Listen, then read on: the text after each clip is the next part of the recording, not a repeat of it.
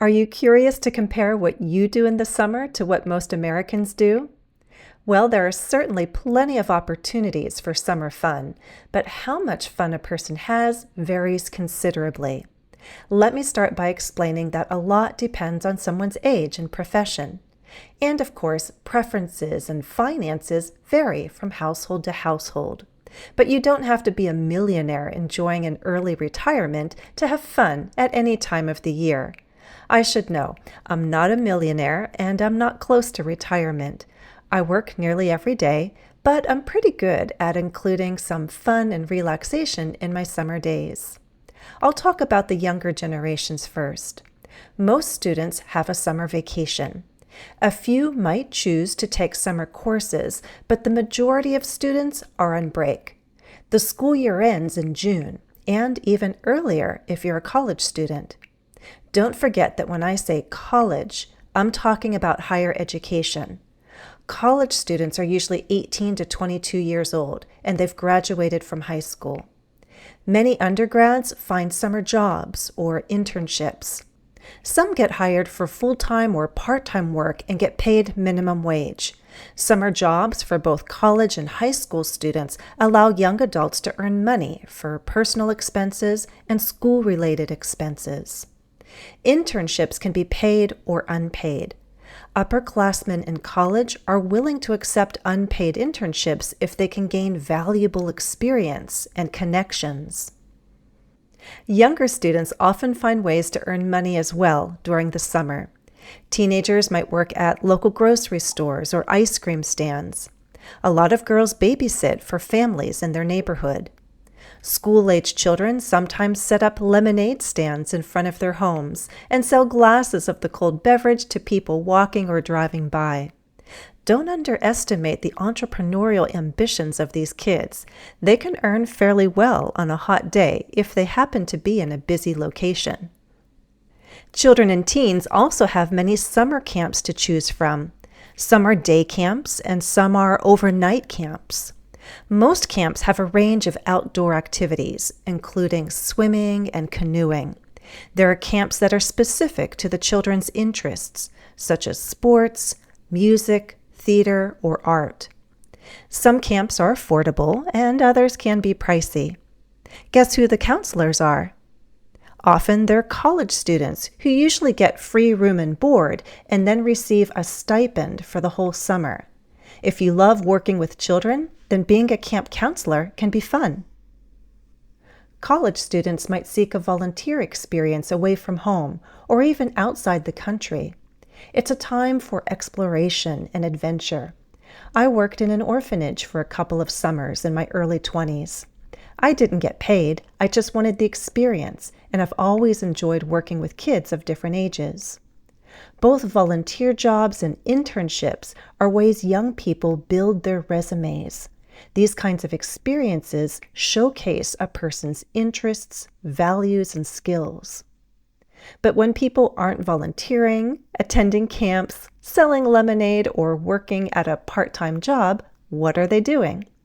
I'd say many high school and college students are enjoying the chance to sleep in and stay up later than they can during the school year. If you're lucky enough to live near a beach or a lake, then swimming is a popular activity. There are public and private pools, and some Americans have enough space to enjoy a pool in their backyard. Swimming parties are fairly common. Family activities include mini golf. This is a big business in the summer months.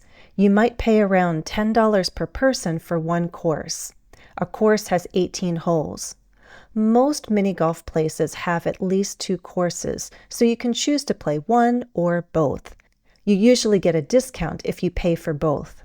In the evening hours, the demographics change and young people come without their parents. They play with friends. Mini golf is also an option for a summer date.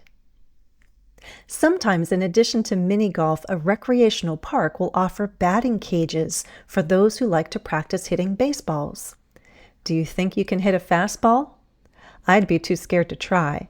But there may be another alternative. The place my family likes to go to has a driving range right next to the mini golf course. Do you know what a driving range is? Whether you're serious or not about golf, a driving range allows you to practice your golf swing with different clubs. There's a long line of stalls, and at each station there's a mat with artificial grass and rubber golf tees. You can pay for a small or big bucket of balls. If you don't have your own set of clubs, you can borrow theirs. You'll see people with varying skill and experience at the driving range. A lot of people just have fun whacking away trying to hit their balls at least 100 yards into the distance, hopefully straight. Sometimes they completely miss the ball. Then you have those quiet, serious golfers who are there to perfect their swing and stay sharp for their next game. What else? There are zip lining and ropes courses. These kinds of aerial adventures have really grown in popularity. There are fun ropes courses for different levels of ability. Small kids generally stay lower to the ground and need a lot more supervision. Older children and adults can handle bigger heights and courses that require more agility. If you're not afraid of heights and enjoy the thrill of being up near the trees, then ziplining or doing a ropes course is a fun summer activity. I've heard some courses have evening sessions with the course lit up after dark, but I've never tried it. Then there are the water parks. If you like being in the water and you like to get your thrills, you can spend the day at a water park. There are all kinds of tubes and slides. Some are smooth and gentle. Others are rapid and dramatic. Lightning slides are super steep, and you might wait a long time in line just to slide down in a matter of seconds. But the adrenaline rush is what you're after. I did that when I was younger, but honestly, I didn't enjoy having the water go up my nose and having my swimsuit get shoved into embarrassing places from the speed of the fall. Yeah, been there, done that. You can also get your adrenaline rush at amusement parks. They open in the early summer and close by early fall. If you like roller coasters, giant swings, and the merry-go-round, then you might find it worth paying $60 or more for a day pass. Small children pay less, but don't forget you have to buy lunch and possibly dinner, along with snacks and overpriced water, so many families can afford only one summer trip to the nearest amusement park. The average American zoo is a bit more affordable, but food can still be overpriced. Some zoos allow visitors to bring food from home, so that can cut down on expenses. American zoos have improved greatly over the past few decades. Rescued and protected animals have better living spaces, and the zoos do a much better job at educating people and making children curious. Awareness of endangered species and vulnerable animal populations has also increased, thanks to the efforts of zoos. Even on a rainy day, you'll find Americans visiting zoos. It's a common summer outing. For those who want to get away from civilization, there's camping and hiking in the countryside and in the mountains. Some people go the whole 9 yards, as we say, and they pitch a tent and make a campfire for dinner. American campers are not completely without any modern luxuries, though. Many campgrounds have bathroom facilities, thank goodness. Some campgrounds have parking for RVs. That is, recreational vehicles. So camping is technically just being away from busy towns and cities. Some so-called campers sleep in their RVs or trailers, and others rent cabins. So actually, there are many interpretations of what camping means in America. It's generally an overnight trip of some kind in nature. Amenities and luxuries vary. Close to the campgrounds, you usually find hiking trails and possibly water activities like kayaking, canoeing, or tubing. Do you know what tubing is? Well, one version of it in the summertime is getting on an inflatable tube and floating down a river or stream. It could be either relaxing or adventurous, depending on the current. So if you ever agree to go tubing, be sure you understand what you're in for. Would you rather stay out of the water? Road trips are quite common in the summertime. National and state parks are popular destinations. But many Americans enjoy relaxing in their backyards or going over to friends' homes for casual gatherings. Outdoor grilling is very popular in the summer months. Some larger homes have nice patios with large outdoor grills. But even with a small grill, you can enjoy the usual American foods: hamburgers, hot dogs, sausages, steak, corn on the cob, veggies, and even fish. Grilled salmon is popular. Shish kebabs of all kinds are delicious. That's food on a skewer, a long stick. It could be shrimp and veggies or chicken, you name it.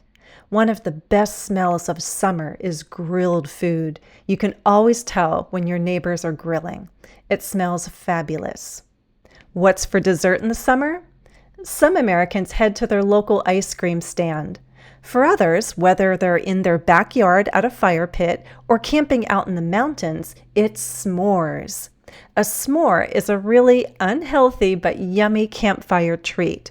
We roast marshmallows on a stick, then put the melting marshmallow on top of a layer of chocolate, and then put that between a top and bottom layer of graham crackers.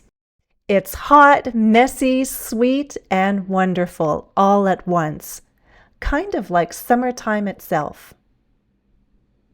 I hope you enjoyed hearing my thoughts on this topic. You can access the full transcript and download the PDF as a free member of my English with Jennifer community on Patreon. Visit my website to learn how to join, englishwithjennifer.com. Thanks for listening and happy studies.